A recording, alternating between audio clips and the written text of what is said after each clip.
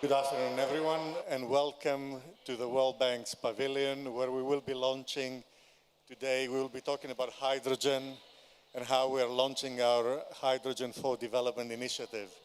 I'm very happy that we're joined also remotely connected from Spain, Mr. José María Blasco, who is the Director of Infrastructure, Health and ICT at ICEX in Spain. He's joining us from there. Just next to me, I have Ms. Priscillah Mabelane, who is the Executive Vice President at Sasol in South Africa. And we also have with us Vice Minister for Global Environmental Affairs of Japan, Mr. Hiroshi Ono.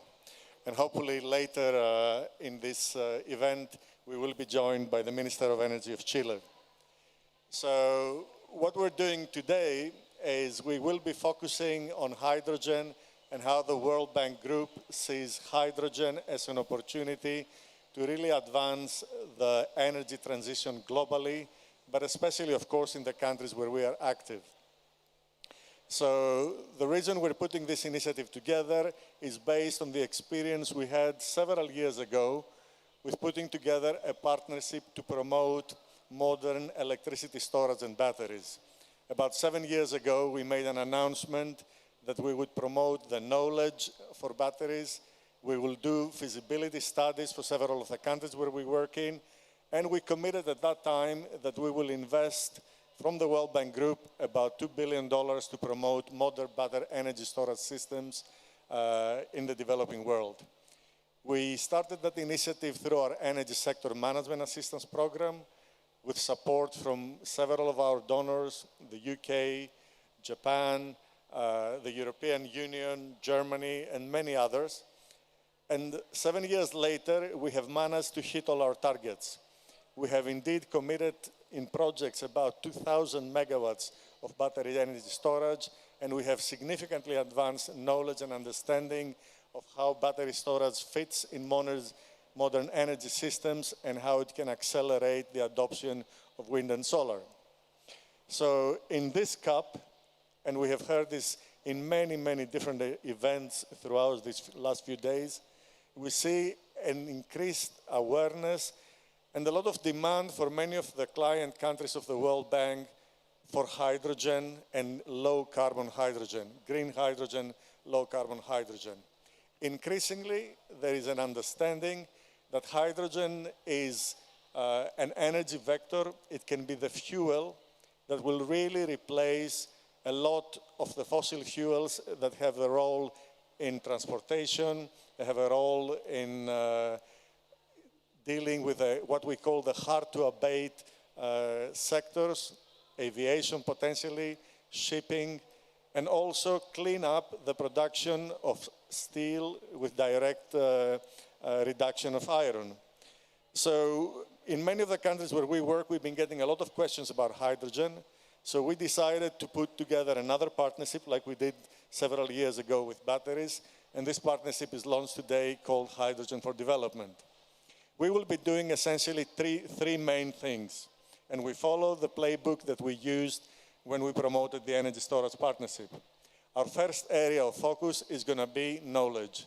What we will try and do is produce, collect, curate, and then disseminate accurate knowledge about hydrogen, primarily for our developing countries, but we will do that in cooperation with the developed world and the private sector. So that's the first thing we will be working on.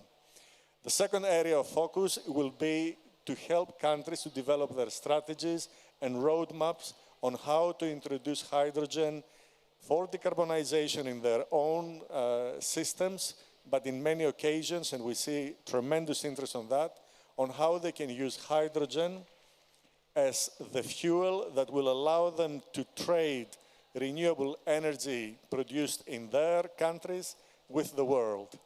So thinking strategically about these items, doing some pre-feasibility studies and some feasibility studies for specific projects and specific interventions is the second area of our focus.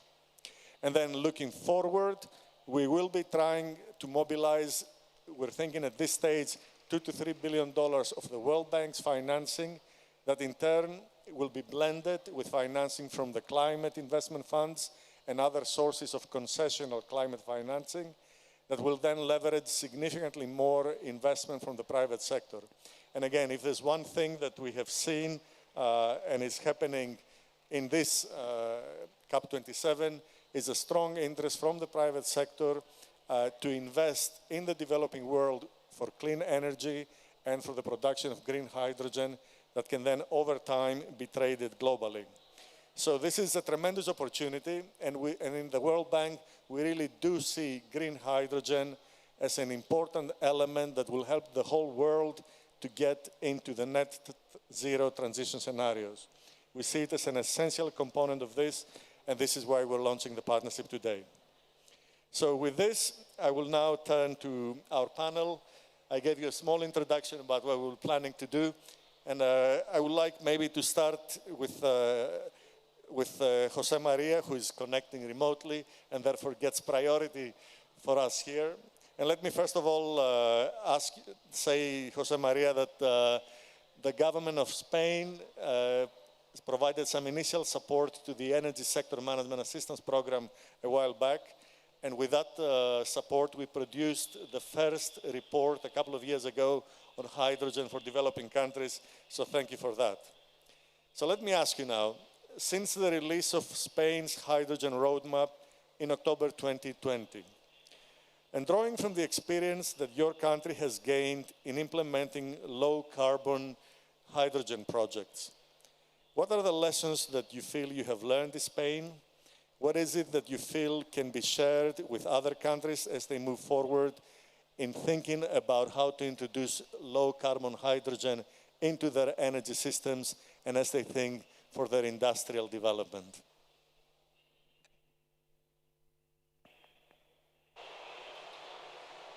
Yes, thank you. I heard perfectly.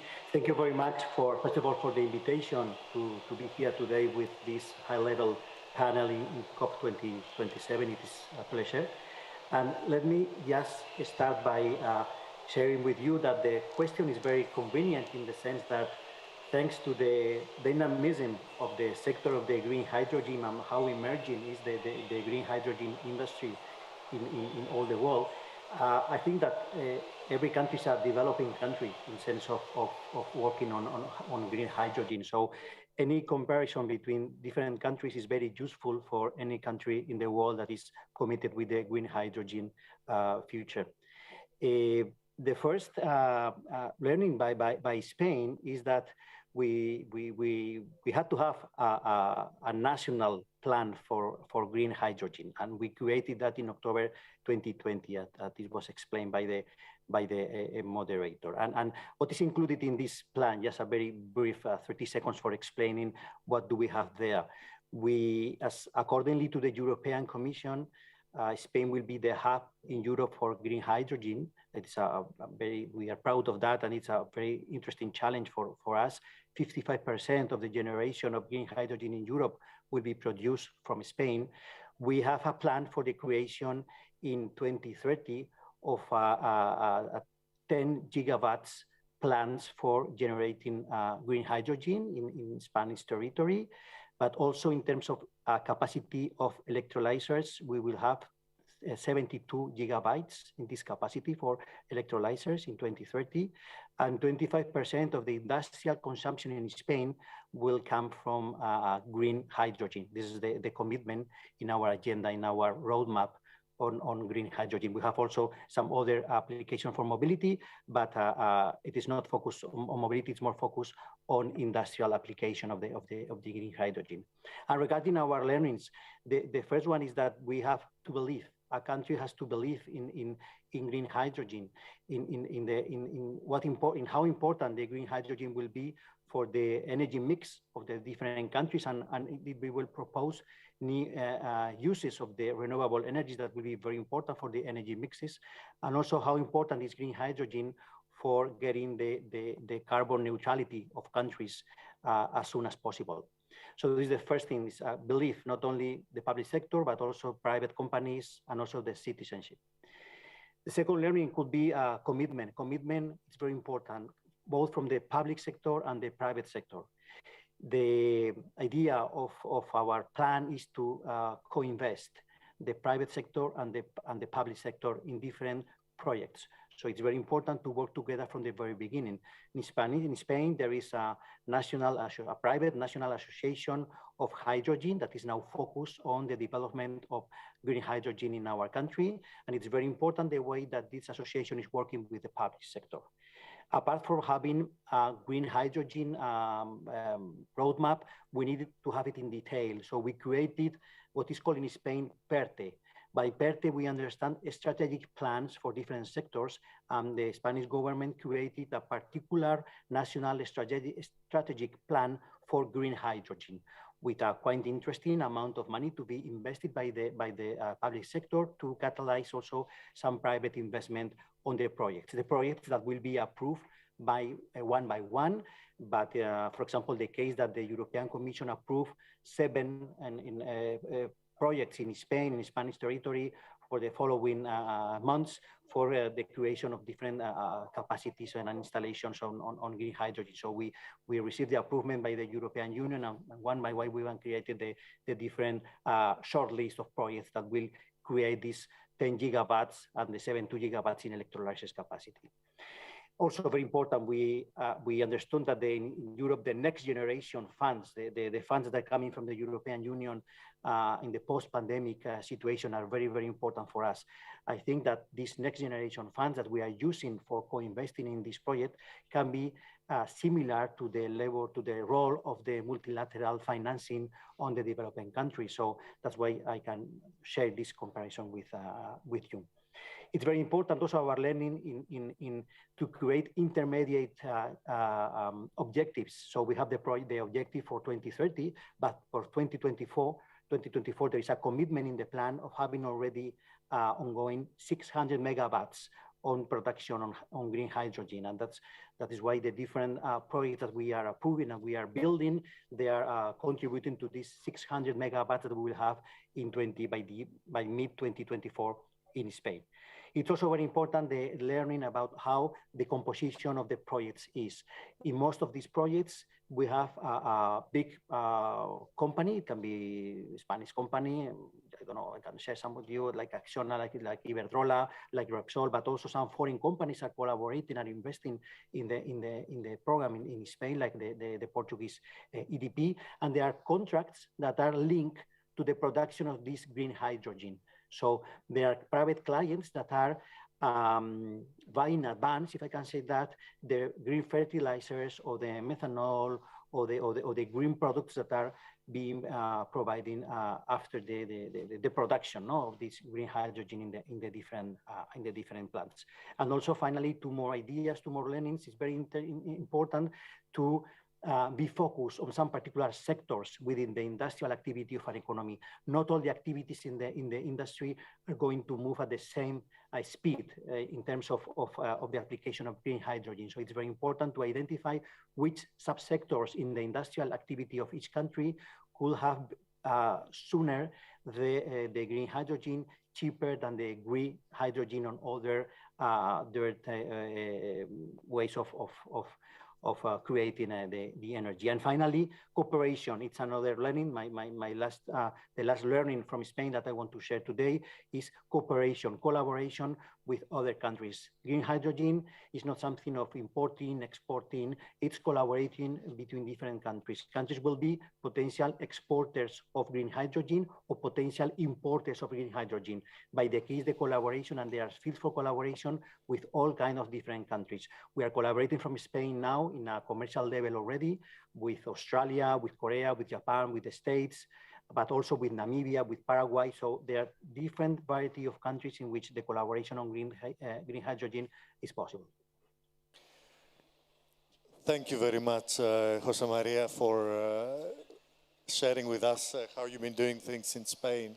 Let me have a quick follow-up, because you have really very strong, very ambitious plans. And of course, Spain has a tradition and decades now of advancing successfully clean energy in the country. So you are starting from a base where you already have a very substantially developed electricity system. You have a quite significant component of wind and solar in Spain, and that keeps on growing and growing. And it seems that with hydrogen, and especially your focus on green hydrogen, this is going to do even better. So what I would like to ask you is two things. First of all, how do you see interventions and incentives for the financing now of hydrogen projects? And what is the thinking in Spain about making sure that what is produced as hydrogen, or green hydrogen as you call it, will indeed have a low carbon component as a fuel? How do you think about these issues? So we really think of the, so we have experience, as you said before, both in the energy sector management assistance program, in which we were the leaders proposing green hydrogen, and then other countries were also cooperating even more than Spain, but we were happy to be the first ones. And also this is multi-donor funding, but also in some bilateral fundings with the World Bank, like the Spanish Fund for Latin America and the Caribbean, through which we have invested through a technical assistance in Chile regarding green hydrogen. We consider that it's important, this financing for countries like Spain, because it gives us the opportunity to be a strategic partner of the developing countries, no? And we think that this is our role, together with other countries, in this field of collaboration and cooperation, that the green and hydrogen sector is needed for the future. It's also true that the other achievements that we are getting through becoming a donor on green hydrogen, or financing through concessional facilities, the development of the green hydrogen, is that for us is very important and creates value in both countries, the country that is receiving the financing and the ones that are giving the financing. So the generation of valuable knowledge and this exchange on knowledge on green hydrogen, it can be very good for both parts. Particularly, we can think that is especially good for the developing country that is developing the financing, but it's good also for the countries that are contributing, and they are in the follow-up, and my colleagues of the Ministry of Economy, they are in the follow-up of the application of the different funds. It's also an achievement itself to be part of sharing about policy guidance, products for supporting the development of green hydrogen in the countries, and also help to create references for other countries. So at the end of the day, it will be full of cooperation and collaboration between countries, and the creation of references also among the different developing countries is also very important for the future. I mean that for many countries in terms of green hydrogen. And I think it's also very important is that through the technical assistance that can be financed by the World Bank together with the different countries, it's very important for the countries that are receiving the financing to be prepared, to be ready for putting on the table a correct pipeline of different projects that can add to the strategy of the country. So one thing is to talk about regulation, to talk about guidance, to talk about policy, to share about this knowledge, but to put on the table a pipeline of different projects totally directly linked with green hydrogen is like a step forward for any country, for developed countries, and also for developing countries that in this sector of green hydrogen, as I said before, what is important is to have the renewable energy mix very well developed in a country, and also to have a very good management of water. With these two different two sides of the coins, a country is ready for developing a proper strategy on green hydrogen that can be more deep.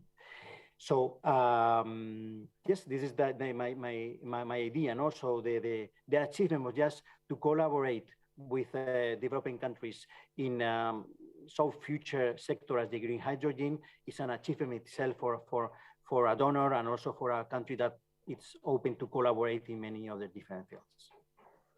Thank you very much, José María. And indeed, we have been working already with countries in Latin America, Colombia, Chile, Brazil, and others, Argentina, a lot of interest. So we're looking forward to continue working with you and the government of Spain under Hydrogen for Development. So let me now turn to Africa and discuss with Priscillah. What we see is that hydrogen is going to be a fuel. Fuel is primarily a private sector activity in most of the countries in the world. And Sasol in South Africa has had a long experience in using chemical processes to create synthetic fuels. And we have seen also recently in the Just Energy Transition Program and the investment plan that South Africa presented, that hydrogen is expected to play a very significant role in South Africa. So how do you see the private sector, hydrogen, and its role for developing countries? Thank you. I suppose it's important just to give a high-level overview of South Africa's ambition first, and how we believe the private sector will lead. So it's clear that as part of our NDC as South Africa, we've set a clear path of decarbonization. We have multiple hard-to-abate industries in mining, petrochemical businesses, which requires different sources of energy. And to do that, like any other markets, green hydrogen is going to play a critical role. But at the same time, we're also recognizing that South Africa has a number of endowments and opportunities.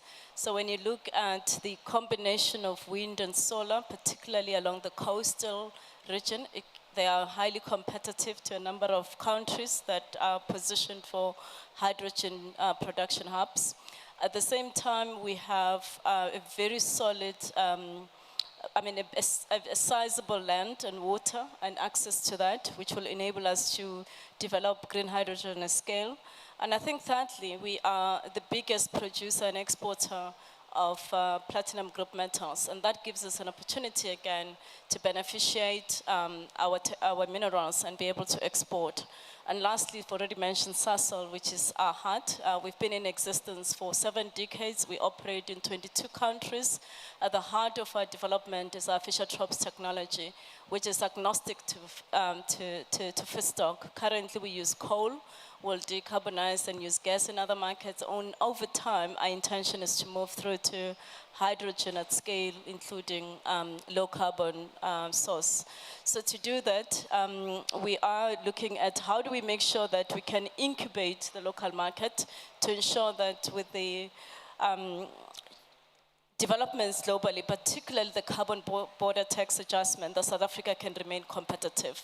How do we also make sure that as we pivot out of COVID and build an economy that is actually sustainable, that we can ensure that we revitalize economies such as steel, where we have production plants that have not been in operations. But I think lastly, it's how do we utilize our existing infrastructure to be able to produce hydrogen, particularly in the first decade, and be able to pivot and support the developed markets that are looking for green hydrogen. So that's where we see South Africa's green hydrogen roadmap and the commercialization strategy that will be outlined. So the private sector role, particularly for us as Sasol, is we realize that until we actually work closely with government in a public-private partnership to bring the competencies as well as the capabilities to do the studies, whether it's the incubation of the local demand or whether it's the export studies that needs to be done, South Africa will not be able to succeed. And at the same time, we also see a huge role in infrastructure development and being able to support that.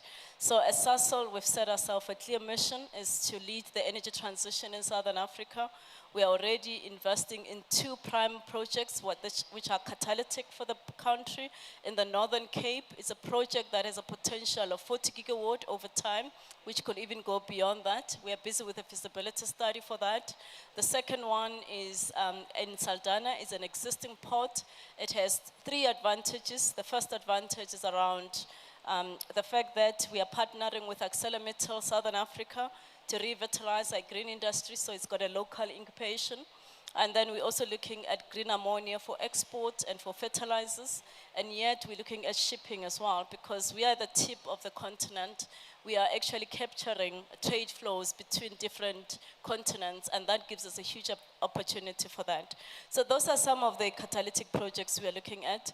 In Guha, we have another project that is also looking at green ammonia, and we'll also be developing. So it's all of these projects that requires partnership, from government to intergovernmental partnerships. We've been talking to Japan, we've been talking to Europe, but at the same time, offtakes as well that will enable this. So that's our role as Sasol. We're excited about it, but more importantly, we're privileged and we don't underestimate what it will take to make Southern Africa competitive. Thank you very much. Maybe a quick follow-up. You did mention the need to work well with government, the need to have public and private sector. We understand that this is a new area, lots of challenges. I think José María mentioned how government is working with private sector in Spain as well. And what I wanted to ask you is, what are the types of policies, what types of regulations, what kind of certainty do you look to see from governments so that you can then raise the confidence for investors, for your own people within Sasol, so that you can become more aggressive and do more things on the hydrogen? What do you think are the areas that government needs to focus on, and how can we help with that? I think I'm going to cover a few enablements that are critical for this nascent economy. The first one is infrastructure development, which is again key. So the hydrogen pipeline, entire midstream that is required to enable this, as well as the ports that are going to be required, is going to be quite important. And most of those are partnerships between private sector and the government. And then we have challenges, particularly in the developing markets, around grid capacity.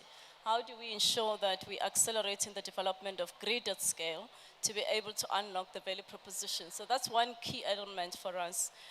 Earlier on, José María spoke about the hydrogen policy and commercialization strategy and roadmap. We've worked with government to develop that.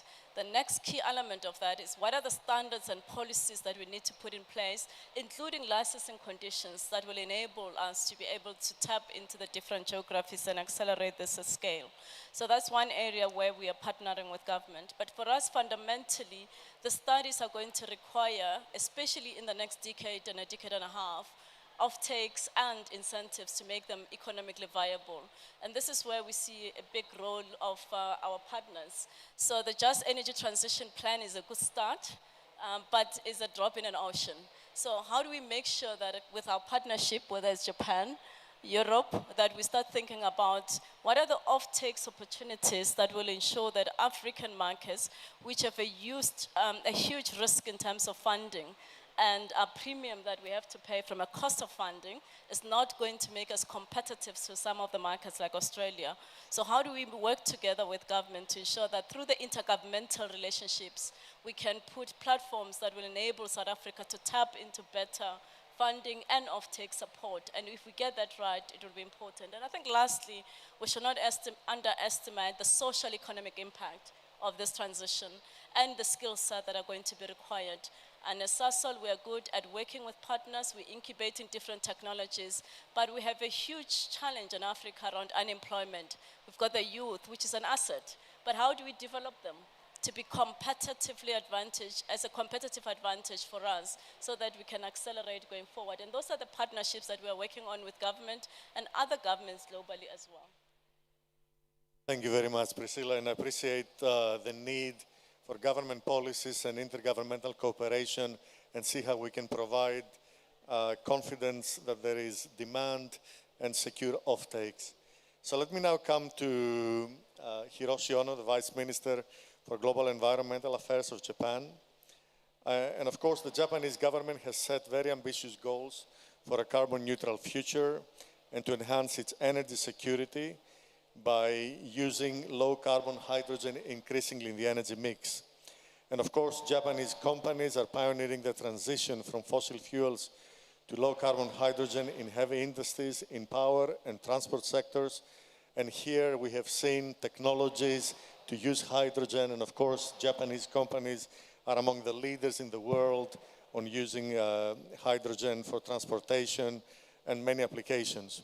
So from your perspective, what do you think are some lessons that Japan can share with developing countries and help them unlock low-carbon hydrogen solutions to achieve and set their decarbonization goals? Thank you very much for your question. And first of all, let me congratulate on your, the launching of the new initiative of, how do you call it? It's Hydrogen for Development Partnership, H4D partnership. I think it was launched just today.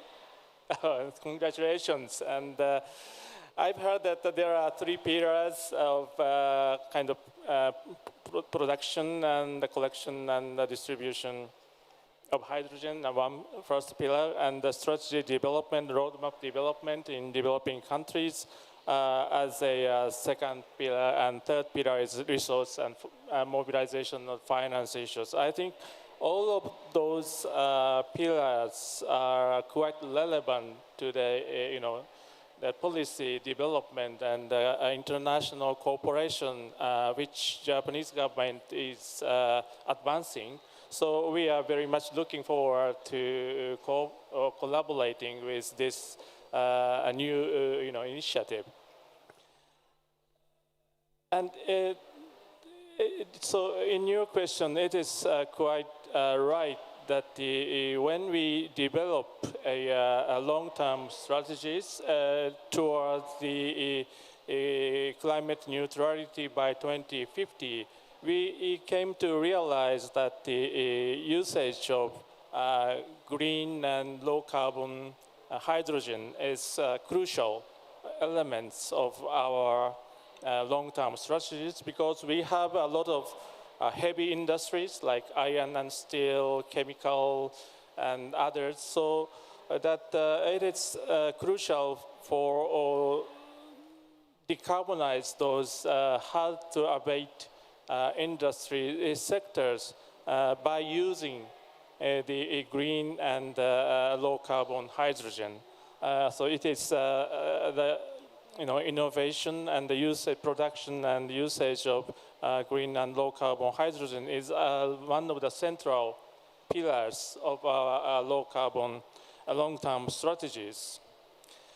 And I think we are also trying to produce green and low-carbon hydrogen and domestically as far as possible. That it is clear, very clear for us that the demand, compared with the demand, the supply is so limited domestically. So I think we need international value chain, production chain for the green hydrogen. It is quite clear for us. And that can create a win-win situation between renewable rich countries like Australia, Middle East countries, and other countries, and the industrial countries like Japan. So both can, entertain and enjoy the mutual benefit and co-benefit in that respect. And I'm very happy to learn that the Japanese private companies are very much enthusiastic and passionate about the development of hydrogen technologies. And they have a production and shipping and utilization and technologies in the life cycle of hydrogen, green and low carbon. And we are both government and private sector and the collaboration, private-public partnership. We are doing a lot of, of feasibility studies as well as development and policies and other, the project and programs under the public and private partnership. In 2018, we convened a first ever hydrogen ministerial meeting in Japan. And in that meeting, we identified a couple future agenda items for international cooperation regarding hydrogen, including technological cooperation, regulations, and the harmonization of standards, as well as the safety issues of hydrogen and supply chains issues and international joint research and development issues. Those are the, the agenda items, action agenda items, which were identified at the hydrogen ministerial meeting. And I think those items, agenda items, are quite relevant to any countries, including developing countries who are going to come into the hydrogen market and development issues. And I think Japan is also promoting, under the Article 6 of Paris Agreement, we are promoting a joint crediting mechanism, which is a bilateral mechanism to kind of, mutually beneficial trade of carbon credit issued. And so I think we are very happy to work with developing countries under the framework of joint crediting mechanism to develop, with the participation of private sector, we develop the concrete project in developing countries and work with developing countries in this scheme as well. So there is a lot of issues which we could work with developing countries in Africa and Asia and Latin America as well. So we are very much looking forward to working with those countries. Thank you. Thank you very much. And I should also say that the Japanese government is one of our key donors when it comes to hydrogen. Already in the last year, there was an initial commitment to support the energy sector management assistance program with an initial donation of about $10 million for hydrogen. And we are using that as some of our initial funding for the hydrogen for development. And we will continue to talk to our donors and raise additional sources. This looks good at the moment. Priscillah mentioned a lot about the need for industrial decarbonization, and we clearly see hydrogen playing a role there. So let me, first of all, welcome Minister of Energy from Chile, Diego Pardow. Welcome. Thank you for joining us in this panel. And I would like to ask you, Chile was the first country in Latin America that presented a national green hydrogen strategy. And the Chilean Economic Development Agency, Corfo, has already awarded about $50 million in grants to 6 national and foreign companies to finance and leverage green hydrogen projects for Chile. So can you please share with us what are the government's ambitions for growing the green hydrogen industry, and how do you see hydrogen for Chile? So thank you for having me, and I'm sorry for being a little late. We have very ambitious goals in our national strategy. It is called 5-5-200, $5 billion of raised in capital, 5 gigawatts of electrolysis capacity, and 200 kilotons of hydrogen and derivatives manufactured per year. All this by 2025. But in a more qualitative perspective, we have to be able to do this, to break through this birth of an industry overlapping with all of our other processes that are crucial for adapting to climate change. And particularly, we have to be able to overlap the birth of this industry with the decay of the carbon industry. And on that regard, I think it's fascinating what Japan is doing with blending in coal power plants.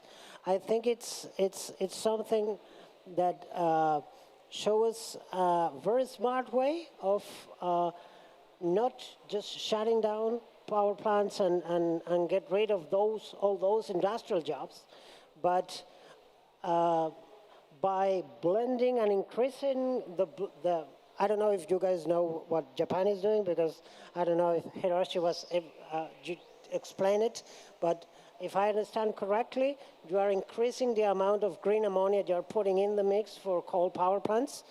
So that's the great advantage of that is that you will not lose industrial jobs associated to the coal power plants. But in addition to that, by increasing the amount of, gradually increasing the amount of green ammonia you're putting in the mix, you're actually creating other industrial jobs that they are adding to the green economy, and at the same time reducing the amount of emissions. There is a lot of financial challenges on that effort, and but it's a very interesting way of overlapping both processes: the birth of the hydrogen industry and the decay of the carbon industry. We're trying to follow on that lead with similar initiatives that are able to, on the one side, provide certainty on the demand for the developers, but also provide certainty to the communities involved in the birth of this industry, that their jobs will not be taken away. We will take care of those jobs. We will create more industrial, well-paid jobs associated with the green economy. And we will also give them, and that's what we are working on updating our national strategy, we'll give them a voice. So the green hydrogen industry will involve critical infrastructure facilities, desalination facilities, export ports. We want to give the communities a voice in how those infrastructures are to be located and how they are going to be operated, not just in a single purpose, not just for exporting green hydrogen, not just for capturing water from the sea for feeding the industrial process of hydrogen, but finding them other uses that local communities value. Desalination facilities can also help in giving water to the cities that are facing long droughts of water availability.